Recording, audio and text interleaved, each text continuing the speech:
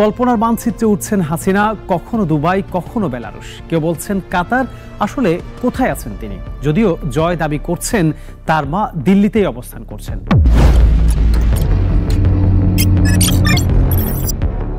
ভারতে পালানো সাবেক প্রধানমন্ত্রী শেখ হাসিনার বর্তমান অবস্থান নিয়ে ধোঁয়াশা তৈরি হয়েছে।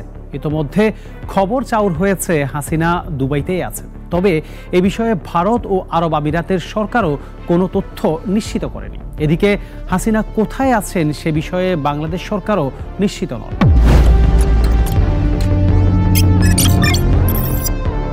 ভারত ছেড়ে দুবাইয়ে আশ্রয় নেওয়ার গুঞ্জন যখন তুঙ্গে, তখন নতুন সংবাদ পাওয়া গেল। একটি সূত্র বলছে দুবাই তাকে থাকতে জায়গা দেয়নি, যে কারণে বেলারুশ পরের গন্তব্য হিসেবে বেছে নিয়েছে বাংলাদেশের সাবেক প্রধানমন্ত্রী শেখ হাসিনা। ইতিমধ্যে তাকে বহনকার বিমানটি বেলারুশের একটি বিমানবন্দরে অবতরণ করেছে খবর পাওয়া গেছে। তবে কার বাসায় উঠবে সে বিষয়ে এখনো চূড়ান্ত কোনো তথ্য পাওয়া যায়নি।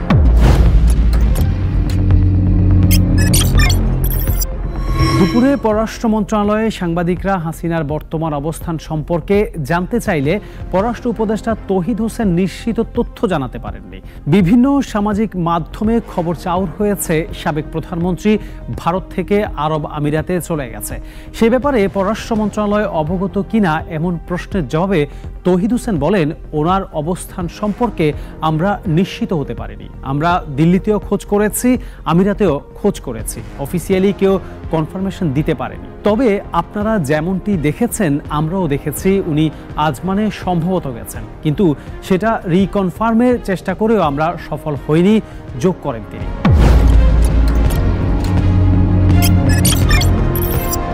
এদিকে কেউ কেউ বলছে শেখ হাসিনা আগামী কয়েকদিন দিল্লিতেই সেফ হাউসে থাকবেন, তারপর আশ্রয় চাইবেন বেলারুশে। শেখ হাসিনার মতোই বেলারুশের প্রেসিডেন্ট আলেকজান্ডার লুকাশেঙ্কো স্বৈরশাসক। সোভিয়েত ইউনিয়নের বিলুপ্তির পর বেলারুশ গণতন্ত্রের নতুন যাত্রা শুরু করে। রাশিয়ার সমর্থন নিয়ে তিনি সে দেশে এক ব্যক্তির কর্তৃত্ববাদী শাসন কায়েম করেছেন।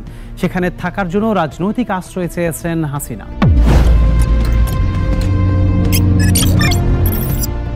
কোথায় আছেন হাসিনা জানালেন জয়। শেখ হাসিনার ভারত ছাড়ার এই সংবাদে সারা দেশ এখন উত্তাল।